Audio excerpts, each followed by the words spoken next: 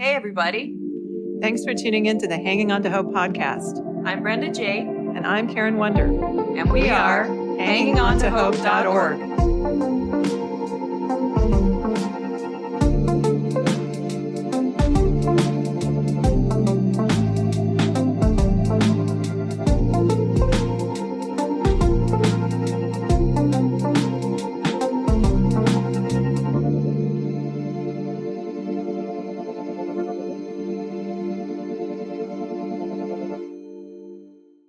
This podcast is intended as educational and is not psychological or medical advice. Always consult a professional when needed, and we disclaim any liability in connection with the instruction, information, or advice given. Hi, everyone. Welcome to the Hanging On to Hope podcast. This is Brenda J. Today, I'd like to welcome our guest, Nycole Wilkins, to the show. Unfortunately, Karen could not be here with us today.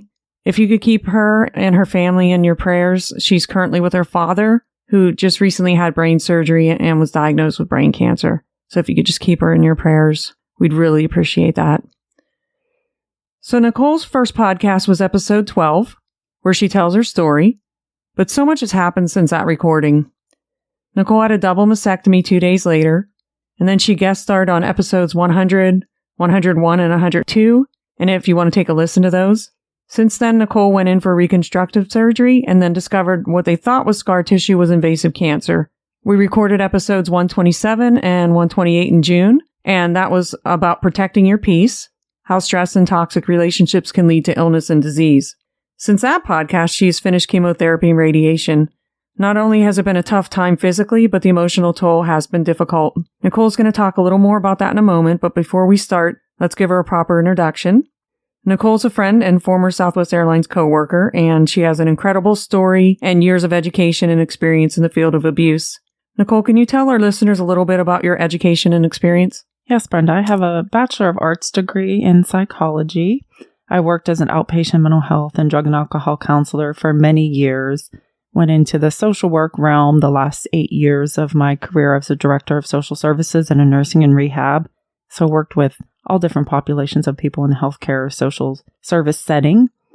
I also worked in a locked sex offenders facility for children ages 10 to 21 and did mental health case management in the community. About 8 years ago, I left all of that education and experience behind, and now I'm a Southwest Airlines flight attendant. So of all the jobs that you had, what was the toughest one in social work? I think not toughest, but I believe the most eye-opening one was the locked sex offenders facility that I worked at, which was my first official job out of college, just to see that type of environment and the trauma that can happen to children and how the abuse and trauma, some just continue the cycle instead of stopping the cycle. It becomes a cycle of abuse. Wow. That had to be hard. That had to be hard to watch and even do that job. Yeah. I don't know how you did that. So did you want to update our listeners by sharing a little more about how you're doing and what you've been through up to this point? Yes. Since April of 2023, because we're just at the beginning of 2024, so it feels weird saying we're in the new year. It does. There has been so much that has went on. I went through chemotherapy. I finished chemotherapy September 21st. I went through radiation. I finished radiation November 10th. And throughout that journey, a lot of illnesses, a lot of just really needing to, along with the treatments, it just really was not knowing what to expect along the way of how I was going to respond to the treatments, how I was going to feel. Was I going to be physically able to do some of the things that I normally like to do, which no, you're not physically able to do the things that you're normally able to do, which in turn turns into being able to cope mentally and emotionally with the changes that are going on. So it's a whole transformation, and not only physically, medically, but also mentally and emotionally dealing with the disease, dealing with the treatments that you have to get, dealing with not being able to work, dealing with not being able to be as physical as I usually am, going to the gym and hiking. My endurance is not what it used to be. So it's been quite a year. And I like to say that although it's been a challenging year, throughout that year, there's also been blessings. Yeah, at this current point, I started physical therapy last week at Mayo Clinic to work on my range of motion and issues that I have with strength and some of the nerves that need to be stretched and just Also getting radiation on my left side has also caused some limitations. So in order for me to go back to work, I need to be able to lift and have strength, especially in my upper body. So I started physical therapy. I still continue to get immunotherapy infusions every 3 weeks. I will get those until the end of June. So I'm not quite at the end of my breast cancer journey yet. I also will have surgery March 21st. So I'm hoping and praying that that's going to be my last surgery, and looking forward to being able to get stronger and go back to work. Well, thank you for sharing that. We talked about how stress and abusive toxic relationships negatively affect your physical, mental, and emotional health on that last podcast. And also how self-care and having balance in life are just so important. I really felt this was important to follow up with you. We put extensive research into our podcasts and actually implement the things we discuss. So Nycole, can you talk about how you were able to protect your peace and deal with the stress during the last 8 months? Yes, I certainly can. Of course, I'm blessed to have a lot of family and a lot of friends that rallied around. I call it my army of family and friends that I've had throughout this journey. I am blessed in that way. I have a huge family, come from a huge family. My mom's one of 10. My dad is one of 5. So you can imagine all the uncles, aunts, cousins, and the support system I have. And not only that, I have a lot of friends who I consider my extended family, not only back home, but also I have friends kind of scattered throughout the United States. I have a group of friends that we became even closer. In 2023, we call ourselves our 6 Little Birds crew. Ironically enough, 3 of us have been diagnosed with breast cancer. So there's 6 of us that, through the love of a music group that we happen to have followed for quite a few years. That's a whole nother podcast. So we do have the love of music and concert going, and we've really been a great support system. So those are some of my friends, also my friends here. Brenda, who has Hanging On to Hope, one of my great friends and my roommates, just so many family and friends that I have such a support system. But along with that, when you have a diagnosis or going through something medically as serious as cancer treatments, there's so much going on in your head, so many emotions, so much to try to process and deal with, that for the first time in my life, I found myself wanting to be alone more than I ever have. And I don't mean alone in the sense of I'm depressed and I want to isolate myself. I mean alone in the sense of I have so much that I need to process. And sometimes I need to process that alone by myself, because what I was finding is that, of course, your family and your friends want to take care of you. They want to dote on you. You're getting these treatments. They're saying that you're not feeling good. They want to be there to help you. And I know we talked a little bit on the last podcast is that sometimes people want to give advice or, oh, this is what you should do, or this is, and sometimes you really just need an ear to listen. And for instance, my mom and my daughter, they were such a great support through my chemotherapy. But also I think individually, all of my family and friends have had their own struggle in watching me and even the physical transformation that I've been through during the chemotherapy with a loss of my hair. Yeah. So that I think that was very difficult. And that's something that family and friends don't talk about. Recently, I had my daughter and one of my friends share with me how tough it was for them to see me during that time when I had gotten really sick a few times and when I had lost my hair, I'd lost my eyebrows, that I looked really sick. And my daughter became very emotional sharing that. And I was like, you don't have to apologize to me. Like, why are you getting upset? I understand that it had to be a lot for family and friends to see me go through that. And my mom, she's my mother. I'm her little girl. I'm her firstborn. So of course, for a mother to see her daughter go through cancer treatments, that was very difficult for my mom. And in part of kind of comes all together, protecting my peace. I also had to be aware that some of my family and friends just couldn't deal with what they were seeing or what was going on. And so lots of times it was better for me to be alone and process some of this on my own, because I was just in one of those moods where I was like, I just want everyone away from me. I couldn't take seeing my mom having difficulty dealing with, my illness and what I was going through. Even saying this, you saying this on the podcast right now, I do apologize for those times where I felt like I was being mean and harsh to my mom, to my daughter, to some of my friends. I didn't mean to come off as mean or harsh. It's just there's so much going on in my mind and my emotions, going through everything. And it was really hard to express or just to even be around other people because I just didn't even know how to process it myself.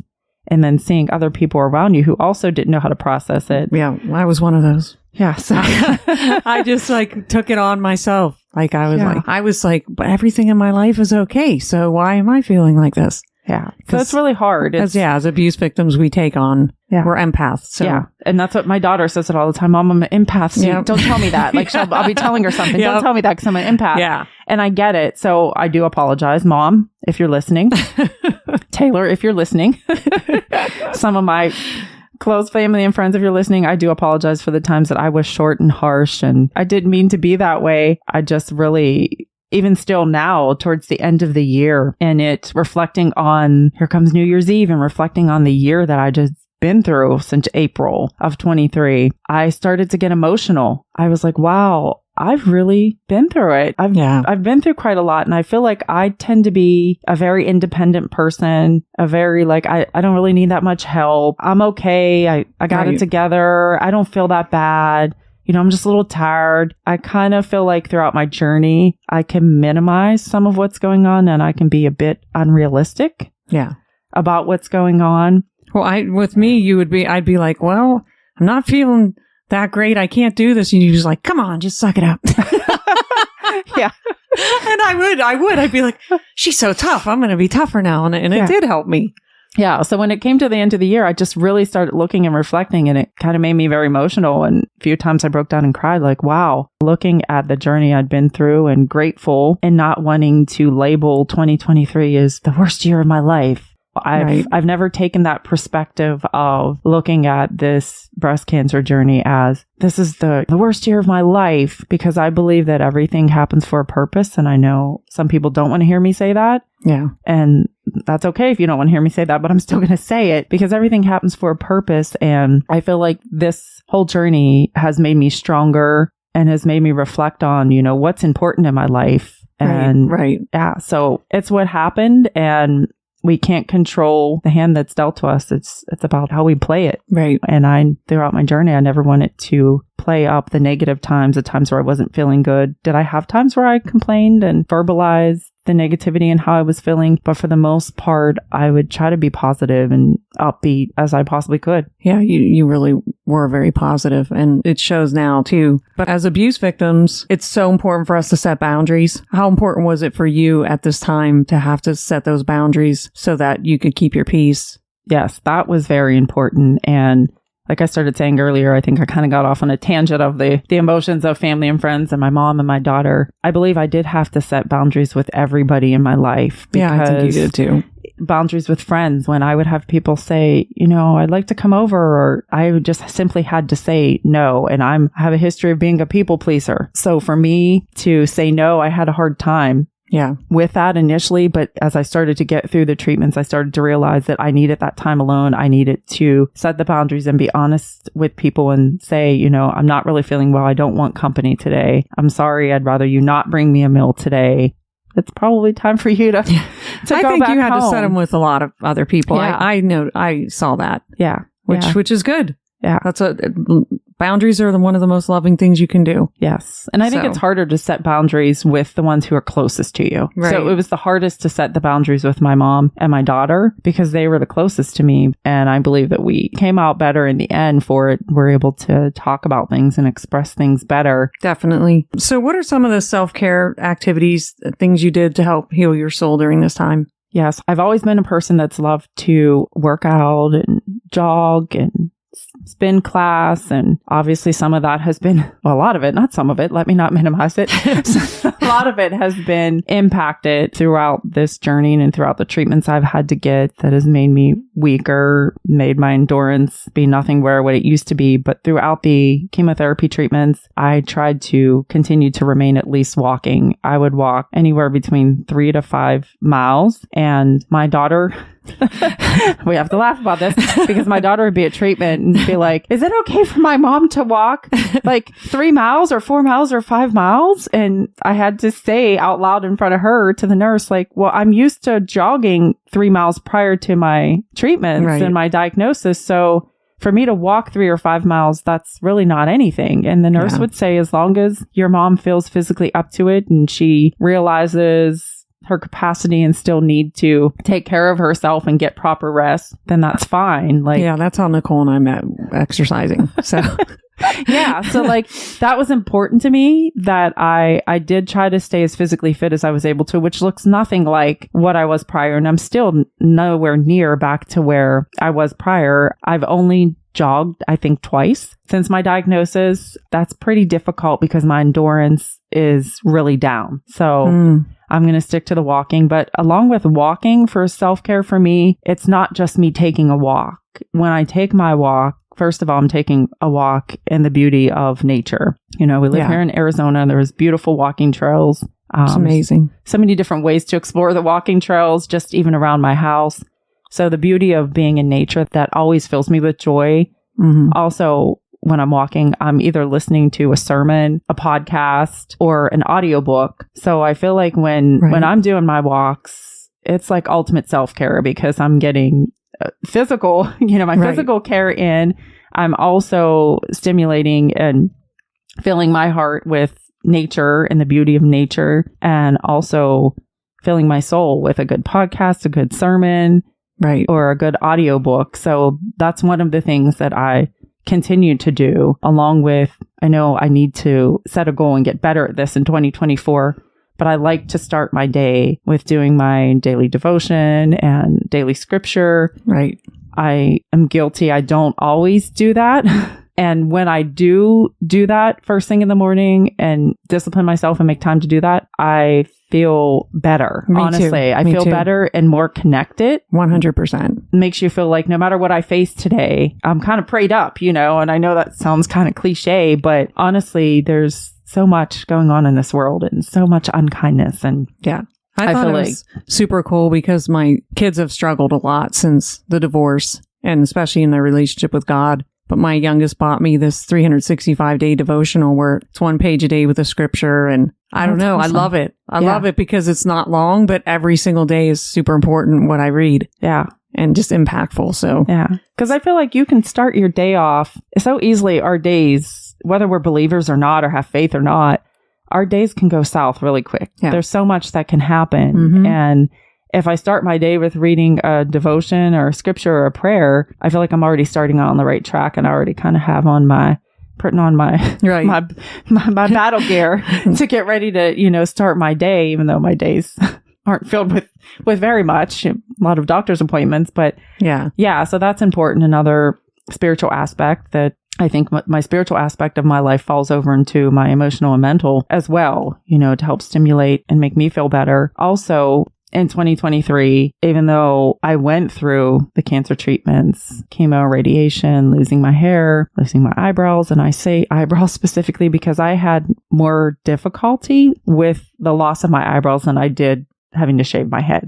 It's just something that not having your eyebrows does to your face. Yeah. So I had a little difficulty with that, and always being a person that has history of struggling with image issues, physical body image issues. That's been something that I've had to work on, and I continue to work on throughout life, but specifically with my breast cancer journey, looking in the mirror and knowing that I didn't have any control over what was happening with my body physically. Right. I didn't have any control over the limitations that I had as far as being physically fit. And I had to look at the mirror and learn to love myself in spite of all of that, and know that I'm going to bounce back. I'm going to get back to working out. I'm going to get the muscle mass back. I'm going to get my endurance back. I really have to work on that. And I continue to work on that and just try to love myself and accept myself and say, you've done a good job, Nycole, at getting through this, without completely breaking down.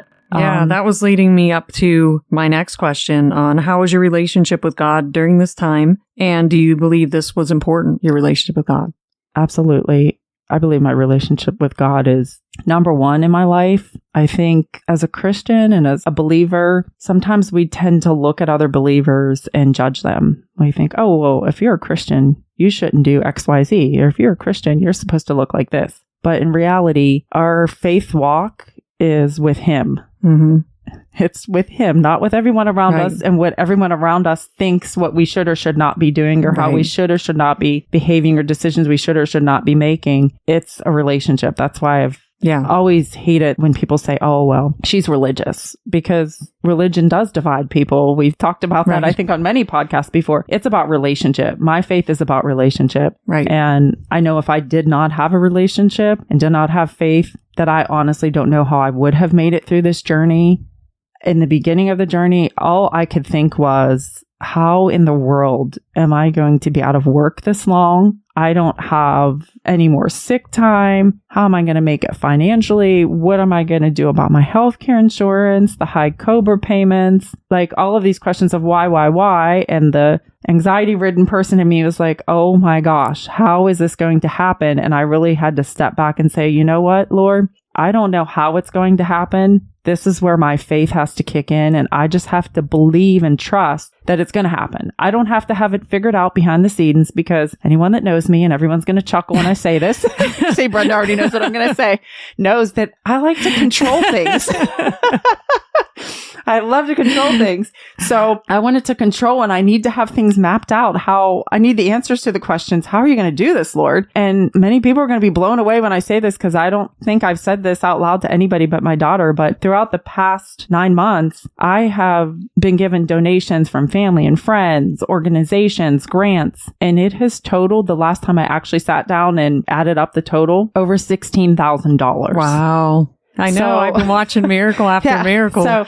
So honestly, where every month you're worried, and then every month he provides. Yeah. So the faith that I profess in, I actually had to put it in action, and he came through. He has made provision for me, not only financial provision, but provision where I feel like he has watched over me throughout the times where I did get pretty sick throughout the treatments. Yeah. And I feel like, honestly, I was blessed and didn't get as sick as this person. You know, everyone responds to the treatment different, but I honestly really feel blessed because God provided for me, my health wise, and despite of it all, and financially wise. And even recently, here's me trying to control my path and what's going to happen. I got a date for my next surgery, which is March 21st. And so I was like, okay, this is great. Here's the planner and the control. I'm going to go back to work all of February and then part of March, and then be off for the next surgery. So I had this all planned out, all mapped out in my head. I go to physical therapy. I talk to them, and I'm like, so what do you think about me going back to work? And this is what I need to be able to do at work. And with my range of motion and limited mobility I have in my shoulders, and issues I have with the left side with some nerves that need to stretch and strengthen, it has been affected. And realistically, I'm not able to safely do my job. So, of course, the go-getter and the person that likes to be a little over exuberant, my physical therapist had, in just one session, had even said to me, I can tell you're certainly a person, when you set your mind to do something, you're going to make sure that you meet that goal. And so at the end of our session, I was like, so what do you think? Do you think I'll be able to go back to work and work for a month and a half and then be off for the next surgery? And she just sat back, gave herself a moment, and looked at me and said, Nycole, do I think that you would do it? You would push through and do it? Yes, but do I think that you should do it? No, it's not safe. You wouldn't be able to do those repetitions or have the strength to do them repetitively throughout a workday and a 3-day workday. And of course, I got tearful. I got tears in my eyes. I didn't get upset with her or anything. And I said, yeah, you know, I have been a little unrealistic throughout my journey. Not only you sitting here kind of smirking at me like, okay, Nycole, we know this. My daughter, friends around me have said, Nycole, we kind of knew you weren't going to be going back to work, or these things that you thought that you were going to be doing. We kind of knew you weren't going to be doing those, but we just kind of let you. Right. Yeah, we let you talk and say and think your own thing. So I had to say to the physical therapist, I understand. If I look at it from a realistic viewpoint, I couldn't safely do my job. And then leaving Mayo Clinic last week, I just kind of got tears in my eyes and was like, oh my gosh, here we go again. Here comes the anxiety. How am I going to pay for these COBRA payments that went up this month? Like, how am I going to do this? And I only get a limited amount of income and long-term disability, and kind of had to talk back and forth to myself. I allowed myself time to vent and cry. And then I said, you know what? It's going to be all right, because God, you've provided for me for the last 9 months. So why would you leave me now? Yeah. So I feel like when we go back to the question of my faith, I really feel like it has made me look at, Nycole, I'm going to provide for you. You just need to trust me. Yeah. You don't get to control or dictate how things are going to happen. You need to just trust me. It's in the Bible. Yeah. And I actually wrote about that in my blog the other day, Yeah. Proverbs 16:9. Man makes his plans, but the Lord orders his steps. And he's provided me with people, family, friends that have helped me along the way. And I have faith that he'll continue to do that. It's just me needing to continue to work on me of not knowing how he's going to do it, just trusting that he is going to do it. And knowing that the most important thing is that I have to be healthy and healed before I can go back to work and do my job safely. Right. Is there anything else that you've done besides the walking? And throughout this journey, I can see, and if people look through your story, like you've started to do things that you're more passionate about and starting to find those things that you've been wanting to do for a long time but couldn't do. Do you want to talk about those that have been therapeutic? Yes. There are two main things when you ask that question that stick out to me, which are two things that are near and dear to my heart. I think self-care and my self-interest look very different than what somebody else's self-care or self-interest may be. Things that may feed my soul are not something that feeds your soul. Right. Something that is therapeutic to me is not something that may be of interest or therapeutic to you. And I've always loved horses. Have no really experience or training or anything with horses. I've only went horseback riding several times in my life, but I've always loved horses. And so I believe it was about 2 years ago, you and I, Brenda, were invited to a yoga at the farm. Yeah. And that's when I learned about and became familiar with Nycole Farm, which is a horse farm here in Scottsdale. And it is a therapeutic horse farm. They do therapy services with the horses from children to adults with all types of diagnosis, anxiety, depression, PTSD, ALS. It is an awesome place, an awesome program, and they always need volunteers there. So since that time you and I had went to yoga, I had wanted to volunteer there. I thought, oh my gosh, this would be so awesome. Not only would it be working with horses, but I would be working with horses that are therapeutic horses. Like this is a place of therapy that helps people. That helps people heal and just fills their heart. And so that's, of course, I wanted to do it, but life happens and your job and flying and traveling. And I was flying a lot and working at a lot of car shows and car events. So I just really didn't have the time to be able to do that therapeutic thing that I knew would fill my soul, but had the desire to do it. So that is something that this past year, in the midst of dealing with cancer and treatments, I thought to myself, you know what? I'm not able to work, but I'm able to go volunteer. I don't need to do anything physically taxing. There's so many things that you can do at the farm. So I can go and just simply, help with the horses. And if there's something that I feel that I can't do physically, they're totally fine with that. So I went through the orientations to be able to be a volunteer. I've been volunteering with them for the past couple months. I got to spend Christmas Day. They had their 19th annual Christmas Day at the farm. It's a wonderful program where children living in crisis centers and in group homes come to Christmas Day at the farm. They get toys. They had a catered meal. They had some face painting. They had some cookie decorating, and they got to do horseback riding. So, of course, I signed up to volunteer to assist with the horseback riding. That's awesome. So that fed my soul, being around the horses and working with the horses, and also seeing that on Christmas Day and seeing how that program touched the lives of children. So anyone out there listening, it's Nycole. It's a horse farm here in Scottsdale. They always need volunteers. Or if you yourself would like to get information about getting therapy services there, that's available as well. So just look that up online. I highly recommend them. It just has really filled my soul. The first time I went to volunteer, my first day there, I actually found myself having to kind of reel my emotions in because I really just wanted to cry. Not, tears of joy, because not a bad cry, a good cry. Tears of joy because it just filled my heart to learn to be around the horses and take care of them. And that's been one joyful thing that in the midst of cancer diagnosis and treatment, I've been able to experience. So that has been so awesome. And then the second one is singing. I have always loved singing, and music is so near and dear to my heart. I feel like I came out of the womb singing. My mom had told a story when she was surprisingly had to be a guest MC at one of a sponsorship concert I was having before I went to travel to South Africa with Judah Ministries, who I used to sing with. And my mom had told a story how I just love to always sing, and how this happens to be about Olivia Newton-John, which is kind of crazy because she had breast cancer as well. I used to love Olivia Newton-John when I was younger. I've loved all genres of music. I know you have loved it. We went to that Grease thing, and I have video of you singing Olivia Newton-John. Yeah, so like I love all genres of music. When I was younger, the Olivia Newton-John HBO special would be on, and I would perform for my family when they would come on. So I literally feel like I've been singing my whole life. She performed to me too. Guys, I have it on video. And Brenda knows I love to go do karaoke with her and just sing. It just like, I just feel so alive. It just really makes me happy and fills me with joy. You know, sang for people's weddings. She's just been the such only a blessing. person I know that is not afraid. Like her and I will just sing, and we're not afraid to sing together. Yeah. And crazy enough, I do annoy some of my family and friends with singing all the time, but I just love it.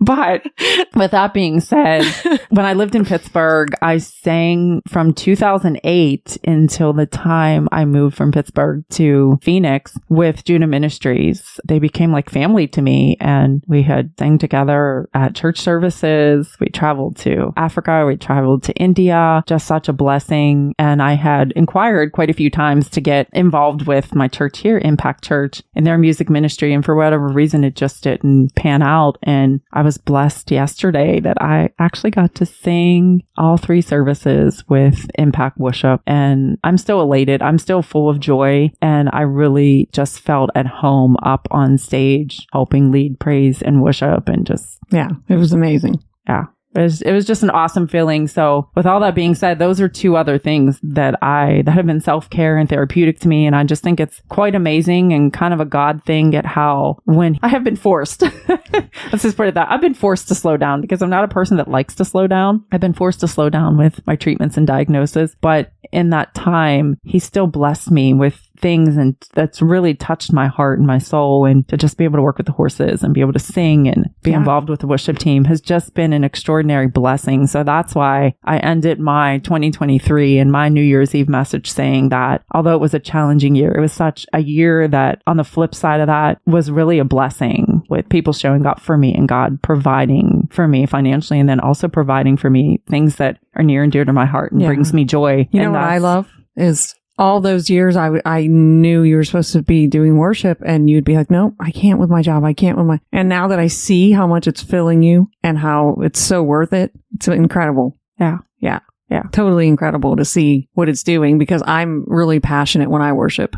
Yeah. Like totally passionate, because I do a lot of more acoustic guitar playing and singing, and just the passion that I know the feeling. Yeah. So I knew that. Because music speaks to people, you know, whether it's secular music, there is secular music that speaks to people positively. You know, it doesn't have to be praise and worship, but music really speaks to people. And it does. Music really soothes my soul. And so I encourage all the listeners, self-care and those things that you find therapeutic, do those things. Make time to do those things. Invest in yourself. Yeah. Because it's so important, and it will really fill you with so much joy and help you heal. Absolutely. So I just want to thank you, Nycole, for coming back to the show. And I just want you to let our listeners know how they can just continue to follow your healing journey. Yes, I do have a blog on Instagram that I started when I first moved here to Arizona. I try to be more active on it. I do have some weeks where I'm not as active as I want to be.